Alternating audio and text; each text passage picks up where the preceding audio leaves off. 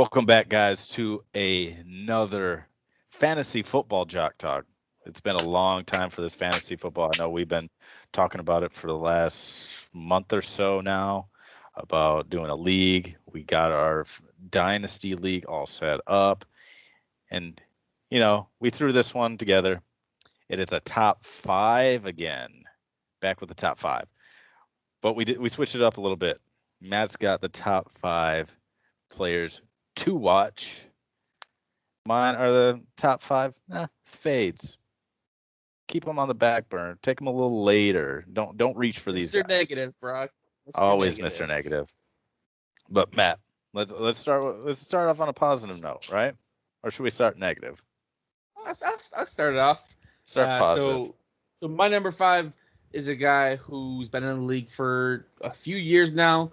Seems like he'd be older than what he is. He's going to be in a terrible offense on a terrible team. Maybe. We'll see who the quarterback is. But my guy is Brandon Cooks, and that's regardless of if it's Deshaun Watson or Davis Mills or John Jajangi being their quarterback. Lots of hype on Davis Mills right now, I've seen. Yeah. Yes. So Brandon Cooks, my number one. Thought being they're going to be down. Someone has to catch the ball. And their second best receiver is rookie Nico Collins out of Michigan, who you like and referred to as a better Devin Funchess. But I'm going with the known commodity. But Brandon Cooks is my number five. Okay. Just jump right down to number four. We're not going to go back and forth because we're going to confuse the people. You don't want to confuse them. My number four, as in the fantasy community, they would call this a post-hype sleeper. People were all high on him last year. He's had a good season. Did score a lot of touchdowns. But DJ Moore is my number four. I think the Panthers' offense is going to be explosive. Their defense sounds like it's kind of going to suck. It's young still young. Yes, it's young. Although, was it Brian Burns on the edge is going to be a really good player for a lot of years to come, I think. But either way, DJ Moore is my number four. I think he's Sam Darnold's type of receiver. You've seen how Sam Darnold peppered Jamison Crowder with targets in New York. DJ Moore is a better, more explosive version of that. Yes, they have Robbie Anderson. Yes, they have Christian McCaffrey. But DJ Moore, post-hype sleeper, big time for me this year. My number three. What's your number three? Oh, I thought you were pausing me for a second. My bad. Does that look like a pause?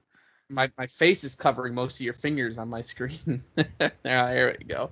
My number three is one of the guys who I wanted the Packers to pick last year in the NFL draft. Didn't happen.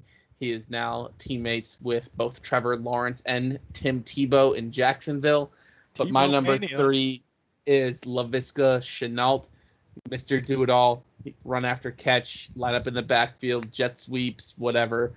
He's was one of my favorite players in the draft last year. I think he's going to have a really good breakout year this year. Again, by breakout, you're not looking, he's not going to have 1,600 yards receiving or something ridiculous like that. But my number two is a guy, we talked about it pre-show. A lot of people are high on him. Got a new offensive coordinator, got a new head coach, new system, got plenty of weapons around him. The only quarterback on my list, because they get enough attention as is, but one of my main targets early in drafts, especially in our league, it's a super flex dynasty, so this guy's a quarterback and he's young, Justin Herbert. I swear to God, Brock, I think you pick right after me, so coming back around, you're going to pick right before me. If you snipe me on any of these guys, so help me, I will. But Justin Herbert is my number two. And then my number one is my favorite non-Packers player in the NFL currently. I liked him in college. I liked him as a rookie. I liked him as a second-year guy. Liked him as a third-year guy. I think he is the second best true running back in the NFL behind Derrick Henry. But my guy is Nick Chubb. He's fast. He's strong. He's a beast. Yes, he's got Kareem Hunt kind of stealing some catches out of the backfield, but thankfully We at least only play in a half-point PPR, so it's not as big of a deal for him to get those carries taken. But Nick Chubb, I think he's going to have the majority of the goal line carries. You don't got to worry about Baker stealing a whole lot of them, maybe a little bit, but that's about it. I think he's the second best true running back, not one of these scat back 100 catch guys. But Nick he's Chubb, behind that O line too. Best offensive line in football. Then you got those wideouts that are pretty decent, and Jarvis Landry and Odell kind of spreads the field. Austin Hooper up the middle with tight end David Njoku. Donovan Peoples-Jones, honorable mention. There's a lot. The Browns are another team to watch, I think. They always nowadays they're always like one play away, Yep. One game away. Kind of like could be Chad Henne. Could be. But no, we go negative. And I'm gonna put this out there first. I'm not necessarily gonna 100% stay away from these guys, but I just don't think their value is going to be as high as projected. Yep. Especially coming off some of their seasons. My number 5, Alvin Kamara. High on a lot of boards, obviously. He gets a lot of dump downs and all this good stuff. But he doesn't have Mr. Drew Brees back there anymore. And Michael Thomas is hurt early in the season.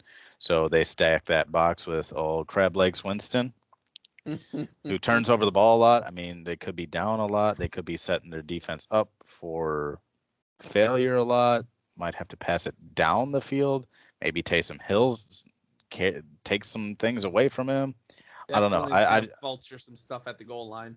I still like Kamara. I think he is still a top 5 running back, but I just think he's not as valuable in some leagues as a lot of people have him either at 2 or 3.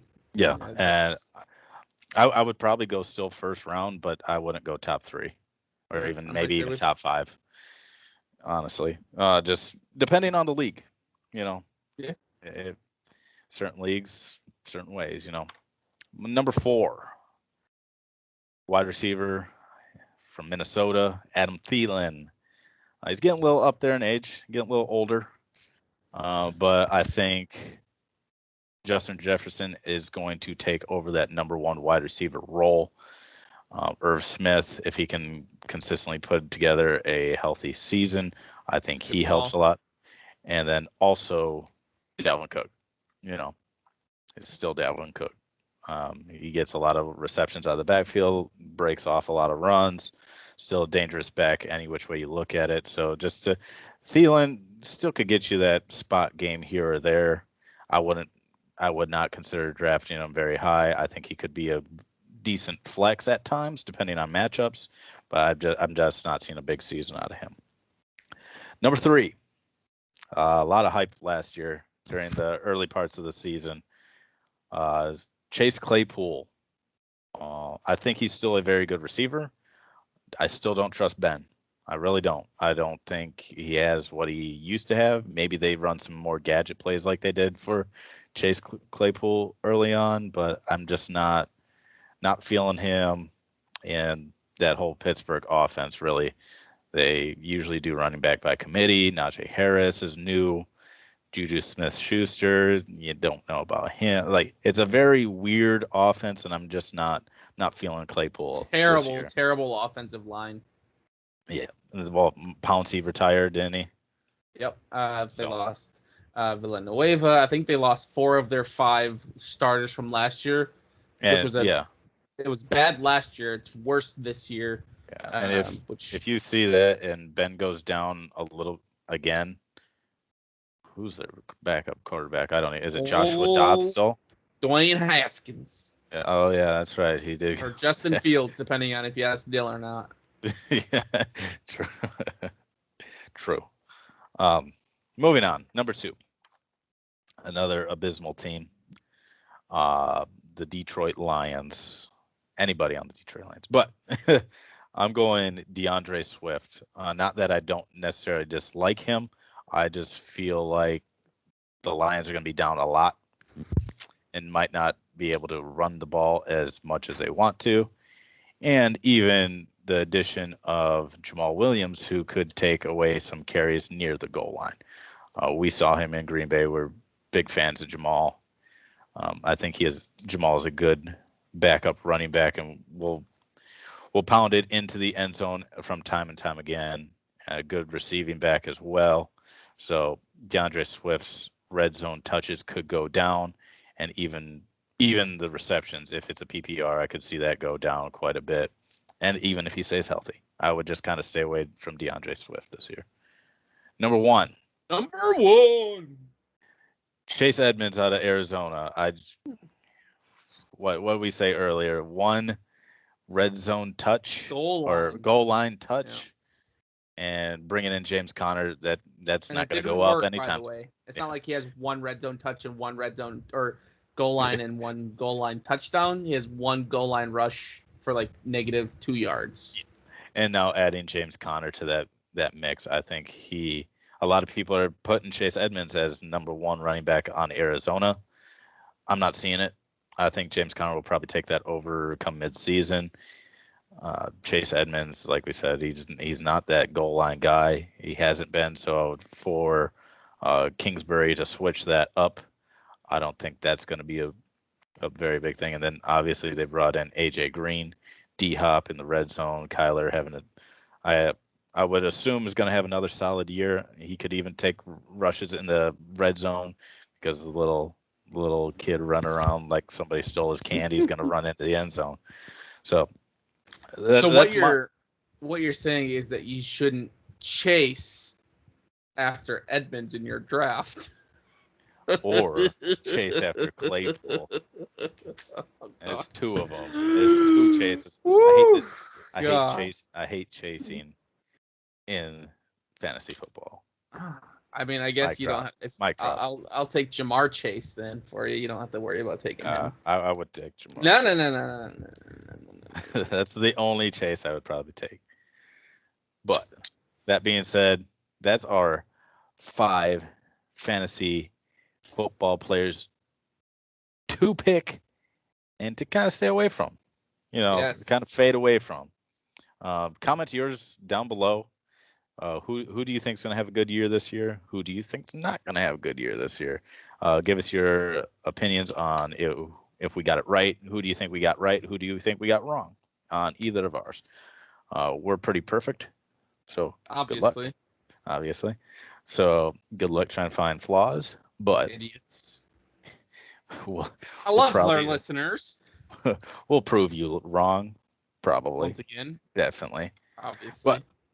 But for all your fantasy football advice, we will at least be tweeting them out weekly if we don't have a show weekly, because I do have a newborn coming, so I might not be able to hop on the old Jock Talk every week. But we will get. I've got to feed my cats twice a day, but I guess I can take over from there. So Twice a day, they eat twice. He's fat gizmo. Got to eat his food. Yeah, he's pawing at my door right now because we got to separate him from the rest of them. But anyways, you can follow the show at Jock Talk Show on Twitter. You can follow me at Ranch Jackhammer. Yes, Ranch Jackhammer. It's the alter ego. It's the fantasy genius, the sports wizard that I have come to be known by in my own mind. So, and then Brock, I think, is LeBrock James. LeBrock James. 24. Yes, 24. So give us a follow. I'm not as active on that one as we are on the old Jock Talk Show. Yes, but feel free to comment, like, subscribe on YouTube, Facebook, share us with your friends, family, cats, dogs, aunts, uncles, and anywhere else you guys want to share us to. We love interacting with our fans and, proving you guys wrong, like we said. But that's just us, whatever. We're just hanging out here. We're just some guys being dudes over here, talking sports. I'm not gonna take off the hat. Some bald guys and beards. All right. Well, all All right. right, guys. Until next time, guys. Have a good one.